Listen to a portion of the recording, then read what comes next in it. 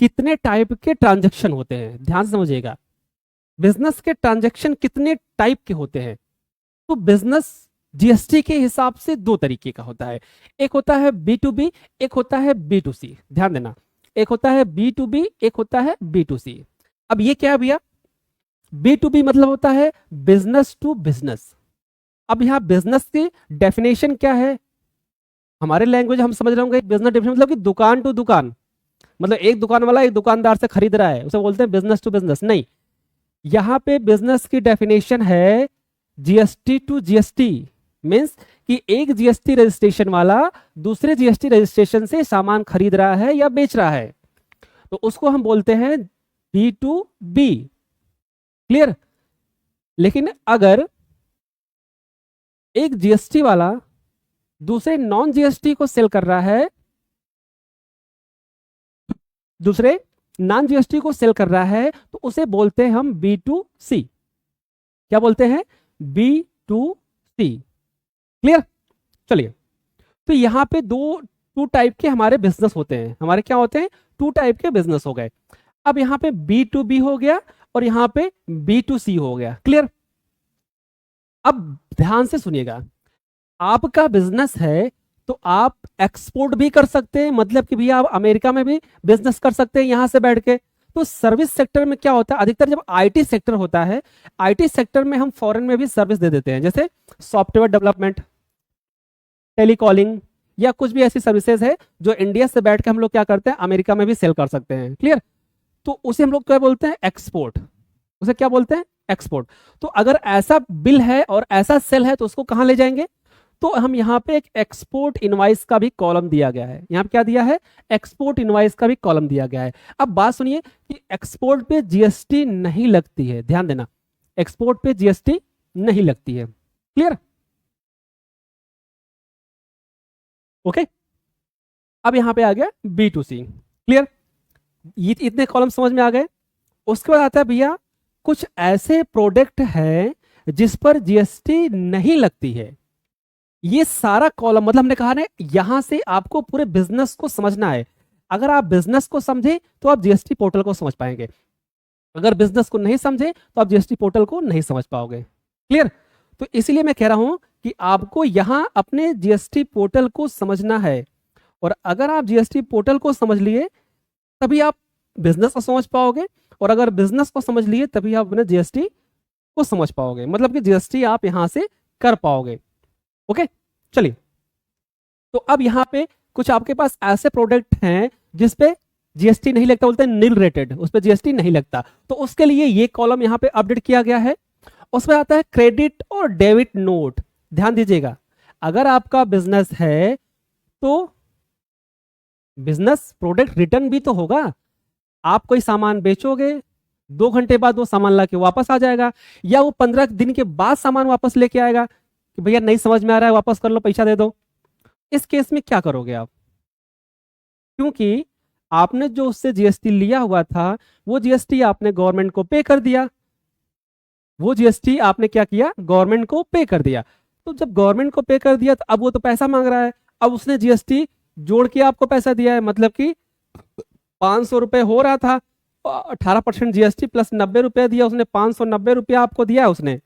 अब जब वो सामान वापस करेगा तो आप उसको कितना दोगे? वो तो पूरे आपसे 590 मांगेगा, बट इसमें तो 500 ही आपने रखा, 500 रुपये भी ही आपने रखा, 90 रुपये तो आपने गवर्नमेंट को दे दिया जीएसटी के रूप में। तो अब वो 15 दिन बाद जब आएगा तो आपके पास 90 रुपये तो है नहीं, तो आप क्या करोगे? अब वो 90 रुपये अपने जेब से दोगे आप। ठीक है? तो ये जब 90 रुपये हमने अपने जेब से दिए तो हमको कैसे मिलेगा? हमें क्या करना पड़ेगा? हमें जीएसटी पोर्टल को बताना पड़ेगा कि भाई ये जो हमने 500 के प्रोडक्ट बेचे थे वो सेल रिटर्न हो गई, मतलब कि कस्टमर ने वापस कर दिया। तो इस केस में 500 से हमारी सेल क्या हो गई? कम हो गई। तो ये कैसे बताएंगे? जब हम क्रेडिट नोट इश्यू करेंगे। हम क्या करेंगे? क्रेडिट नोट इश्यू करके जीएसटी और डिपार्टमेंट को बताएंगे। क्लियर? तब जाके वो आपका 90 रुपीज क्या होगा? रिफंड होगा। ये हो गया डेबिट क्रेडिट नोट। ओके, अब आगे tax liability advance receipt, adjustment of advance, HSN wise summary, यहाँ पे आपको प्रॉपर अपने डिटेल अपडेट करने हैं, HSN वाइज समरी प्रॉपर आपको यहाँ पे अपडेट करनी है। डॉक्यूमेंट इशू यहाँ पे देखो ये मैंडेटरी हो गया, ध्यान देना। ये कॉलम नंबर अभी देखो ध्यान से समझिए, पहले मैंडेटरी नहीं था, अभी क्या हो गया, कॉलम नंबर 12, 12 और 13 मतलब HSN डिटेल और डॉक्यूमेंट जिसे बोलते हैं बिल नंबर, ये दोनों मैंडेटरी हो गया है, ये आपको भरना ही भरना है। इसमें क्या होता था, जैसे जब B2B का केस था तो बिल नंबर तो मैंडेटरी हो जाता था, लेकिन B2C के केस में मैंडेटरी नहीं था, लेकिन B2C के केस में भी मैंडेटरी कर दिया है। B2C के केस में HSN तो मैंडेटरी नहीं रखा है, but bill number document number mandatory कर दिया। अब कैसे, जैसे मान लीजिए आपकी रिटेल शॉप है, मोबाइल शॉप है या हार्डवेयर शॉप है, ठीक है, काउंटर सेल कर रहे हैं, मतलब आपके यहाँ मोबाइल शॉप पकड़ लो, मोबाइल शॉप पे रजिस्टर्ड आदमी नहीं आता, मतलब कि B2B सेल नहीं होती मोबाइल शॉप पे, जो रिटेलर है, होलसेलर को छोड़ दो, तो वहां पे क्या होता है, कस्टमर बिलिंग होती है। अब नंबर ऑफ बिलिंग ज्यादा होती है, तो अगर आप यहाँ पे बिल नहीं करोगे, कभी फ्यूचर में GST ने छापा मारा या डिपार्टमेंट ने इंक्वायरी बैठाई, स्क्रूटनी करी, तो उसको पता कैसे चलेगा कि कहां से कहां तक की सेल आपकी है। पता चला आपने उस महीने की सेल इस महीने में बता दी और इस महीने की सेल उस महीने में बता दी, तो इसलिए बिल को यहाँ पे मैंडेटरी कर दिया गया है। मतलब कि अब जो बिल आप काटोगे उसका एक सीक्वेंस होना चाहिए, मतलब कि 101 से बिल काट रहे हो तो ये सीक्वेंस आपका बिल सीक्वेंस में ही कटेगा, ऐसा नहीं आगे पीछे काटोगे, तो बिल का सीक्वेंस नंबर यहाँ पे मैच होना चाहिए। ध्यान समझ में आया। तो अब यहाँ पे मान लीजिए कि 1 लाख रुपए का B2C का बिल कटा और 1 लाख रुपए की सेल में कितने बिल कटे, नंबर हम कहते हैं 20 कटे, जैसे 20 बिल काटे हमने, तो 20 बिल किस नंबर से किस नंबर तक कटे, इतनी इंफॉर्मेशन इनको चाहिए, ध्यान देना। ये 20 बिल किस नंबर से किस नंबर तक कटे, तो हमने कहा भैया कि 101 से स्टार्ट किए और 119 पे ले गए, तो 101 से 119 पे ले गए, 20 बिल आपका हो गया। तो इस तरीके से ये यहाँ पे डॉक्यूमेंट इशू का प्रॉब्लम हो रहा है, ठीक है। तो ये मैंडेटरी है, और अगर आप रिटेलर हो तो आपको हमेशा सीक्वेंस का ध्यान रखना चाहिए, क्योंकि बीच से बिल गायब नहीं हो सकता, यही तो सबसे बड़ा फ्रॉड का तरीका है, बीच से बिल गायब नहीं हो सकता, ध्यान देना। गायब होगा तो आपको बताना पड़ेगा गायब कहां हुआ, उसे बोलते हैं बिल कैंसिल। इसमें एक कॉलम और आता है कैंसिल का, जैसे मान लीजिए कि 18 नंबर बिल इस बीच का, 118 नंबर बिल इस बीच का आपने छोड़ दिया, आपने छोड़ दिया, तो अब उसको बिल को अब यूज नहीं कर सकते।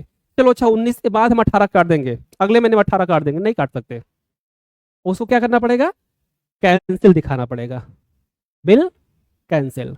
क्लियर। तो ये बहुत सारे ट्रिपिकल टॉपिक होते हैं जो समझना पड़ता है। ओके, ये हमारे क्या हो गए भैया, GSTR 1 की डिटेल हो गई।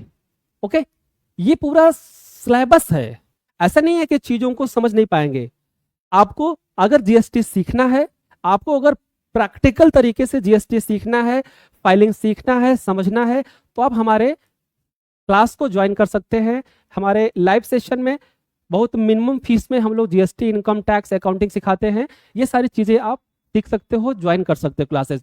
टोटल प्रैक्टिकल वे में हम लोग क्लासेस सिखाते हैं, पूरा प्रैक्टिकल वे में हमारी पूरी GST, इनकम टैक्स, अकाउंटिंग, वो भी प्रैक्टिकल। आपको पूरी तरीके से GST फाइल करना आ जाएगा, GST रिकंसिलेशन आ जाएगा, रजिस्ट्रेशन आ जाएगा, A to Z आपको GST के बारे में नॉलेज हो जाएगा अगर आप हमारी क्लासेस, लाइव क्लासेस ज्वाइन करते हो। इसी तरीके से इनकम टैक्स है, अभी लेटेस्ट में इनकम टैक्स की फाइलिंग हो रही है, अभी लेटेस्ट में इनकम टैक्स की फाइलिंग हो रही है, तो आप इनकम टैक्स में भी हमारे क्लास को ज्वाइन करके अच्छे से अच्छे आपको ITR फाइलिंग करना आ जाएगा। प्रैक्टिकल आपको ITR फाइलिंग सिखाया जाएगा। मीन्स कि अगर आप यहाँ नहीं आ सकते हो तो आप लाइव, आपके पास लैपटॉप है, सिस्टम है, मोबाइल है, आप वहाँ पे मोबाइल या लैपटॉप ओपन करके बैठिए, हम यहाँ से आपको अपडेट करेंगे कैसे आपको ITR फाइल करना है, कैसे आपको रजिस्ट्रेशन करना है, कैसे आपको क्या करना है। ठीक है, तो आप easily GST filing, ITR filing, accounting easily सीख सकते हैं घर बैठे। तो अगर आपको GST filing, ITR filing, accounting, income tax कुछ भी आपको सीखना है प्रैक्टिकल वे में, तो आप ज्वाइन कर सकते हैं। क्लियर। चलिए, तो ये हो गया आपका हमारा GST का। ठीक है, तो जब हम बैक करते हैं तो इस तरीके से ये पोर्टल दिखाई देता है, ध्यान देना, इस तरीके से ये पोर्टल दिखाई देता है। क्लियर। अब यहाँ पे कुछ ऐसी इंफॉर्मेशन आती है जो आपको समझने की जरूरत है। यहाँ पे कुछ एक ऐसी इंफॉर्मेशन आती है जो आपको समझने की जरूरत है। कैसे समझेंगे भैया? अब देखिए यहाँ पे लेजर बैलेंस आता है, लेजर बैलेंस आता है, ध्यान से देखिएगा अगर आपको दिखाई दे रहा हो तो। ठीक है, दिख रहा है? ये एक लेजर बैलेंस है। अब हमारे पास IGST होता है, CGST होता है, SGST होता है। सेस को तो इन्होंने खत्म कर दिया है, ठीक है, पहले था, अब सेस को इन्होंने क्या कर दिया, खत्म कर दिया, तो सेस की बात ही छोड़ दीजिए। क्लियर? अब यहाँ पे क्या दिख रहा है? यहाँ पे दिख रहा है भैया electronic liability register, electronic cash ledger, electronic credit ledger और electronic credit reversal and reclaim statement, और ये हो गया RCM लायबिलिटी ITC स्टेटमेंट। ठीक है, इतने सारे यहाँ पे चीजें दिख रही है। अब इसमें सबसे इंपॉर्टेंट की क्या है भैया? सबसे इंपॉर्टेंट है इलेक्ट्रॉनिक क्रेडिट लेजर, इसी को बोलते हैं ITC, इसी को क्या बोलते हैं, इनपुट टैक्स क्रेडिट या ITC। और इस पोर्टल पे किस किस नाम से जाना जाता है? इस पोर्टल पे जाना जाता है इलेक्ट्रॉनिक क्रेडिट लेजर के नाम से, और इसी को ITC बोलते हैं, इसी को इनपुट टैक्स क्रेडिट बोलते हैं। ये आता कहां से है? जब कोई सामान आप परचेस करते हो, जब कोई सामान आप परचेस करते हो और वहां पे आप GST पे करते हो, वही GST आपका यहाँ पे रिफ्लेक्ट होता है, इसीलिए इसको बोलते हैं इलेक्ट्रॉनिक। इसीलिए क्या बोलते हैं? Electronic ledger. मतलब ये कहीं से ट्रांसफर होके आपके पास आता है, आपके द्वारा नहीं आता, किसी सेकंड पर्सन से ट्रांसफर होके आपके पोर्टल पे अपडेट होता है। और एक चीज और ध्यान रखिएगा कि इस जो ये अमाउंट जो है, इस अमाउंट को आप विड्रॉ नहीं कर सकते। बहुत सारे लोग कभी कभी पूछते हैं भैया हमारा ITC बहुत पड़ा है, 2-4 लाख रुपए का पड़ा है, तो हमारे बैंक में ट्रांसफर करवा दीजिए। ऐसे एक अंकल जी थे, हमसे बोले भैया हमारे GST पोर्टल पे 3-3.5 लाख की ITC है, ऐसा करिए आप 50,000 ले लीजिए उसमें से और बाकी का हमको हमारे अकाउंट में ट्रांसफर करवा दीजिए। हमने तो पहले सोचा, फिर हमने कहा अंकल जी कौन सा है, कैश वाला है कि इलेक्ट्रॉनिक वाला है? उन्होंने कहा मुझे आइडिया नहीं है, एक बार आप चेक कर लो। हमने चेक किया तो हमने देखा कि यहाँ पे इलेक्ट्रॉनिक क्रेडिट लेजर में पड़ा हुआ है। हमने उनको किसी ने बताया होगा कि ये अकाउंट में विड्रॉ हो जाता है, ट्रांसफर हो जाता है। ऐसे बहुत सारे लोगों को आता है कि दुकानदार क्या कहते हैं, जब जैसे कि कोई भी किसी कस्टमर को GST का नॉलेज नहीं होता है या उसके पास GST नहीं होता है और वो सामान लेने चला गया, दुकानदार क्या कहता है, यार GST तो आपको रिटर्न हो जाएगी। बहुत से लोगों सुना है, वो क्या कहते हैं, GST तो आपकी रिटर्न हो जाएगी। तो रिटर्न का मतलब क्या है? रिटर्न का मतलब कि उनके अकाउंट में आ जाएगी, ऐसा लोग समझते हैं। नहीं, GST का बेनिफिट उसी को मिलने वाला है जो GST में रजिस्टर्ड है। ये ध्यान देना सभी लोग, जो GST में रजिस्टर्ड नहीं है वो सिर्फ कस्टमर है, वो सिर्फ पे करेगा, उसको GST का बेनिफिट नहीं मिलने वाला है। इसलिए कोई भी दुकानदार अगर कह रहा है कि GST आपकी रिटर्न हो जाएगी, तो रिटर्न नहीं होगी। अगर आप GST में रजिस्टर्ड हो तो आपकी ये इलेक्ट्रॉनिक पोर्टल पे अपडेट होके आपकी लायबिलिटी से एडजस्ट हो जाएगी, रिटर्न नहीं होने वाली है। ये चीज आप नोट करिएगा। बहुत सारे लोग कहते हैं भैया हमारा GST वापस करवा दो, हमारा GST रिटर्न करवा दो, अकाउंट में ला दो। नहीं, ऐसा कुछ नहीं होने वाला है। अगर आप GST में नहीं हो तो आप सिर्फ टैक्स पेयर हो, ध्यान देना। अगर आप GST में नहीं हो, आप GST रजिस्टर्ड नहीं हो, तो आप सिर्फ टैक्स पेयर हो, आपको GST का कोई बेनिफिट नहीं मिलने वाला है। लेकिन अगर आप बिजनेसमैन हो तो आप एक चीज और जान लो कि GST विड्रॉ नहीं की जा सकती। जो GST आप पे कर रहे हो सामने वाले को, वो GST सिर्फ अपनी लायबिलिटी को आप एडजस्ट कर सकते हो, उसको विड्रॉ नहीं कर सकते हो। अच्छा, कुछ लोग ये भी कहते हैं भैया हमारा GST कैंसिल करके पूरी ITC हमको दिला दो, मतलब कि हम बिजनेस नहीं कर रहे हैं, GST कैंसिल करके हमें पूरा ITC दिला दो। तो ये भी नहीं होने वाला, ध्यान देखिएगा। जब भी आप GST कैंसिल करेंगे या GST को सरेंडर करेंगे, पूरी ITC गवर्नमेंट अकाउंट में चली जाएगी, आपको रिटर्न नहीं होने वाली है। ये चीज आप नोट करिएगा। क्लियर? तो आज के सेशन में बस इतना ही, कल हम GST फाइलिंग के सेशन में मिलेंगे।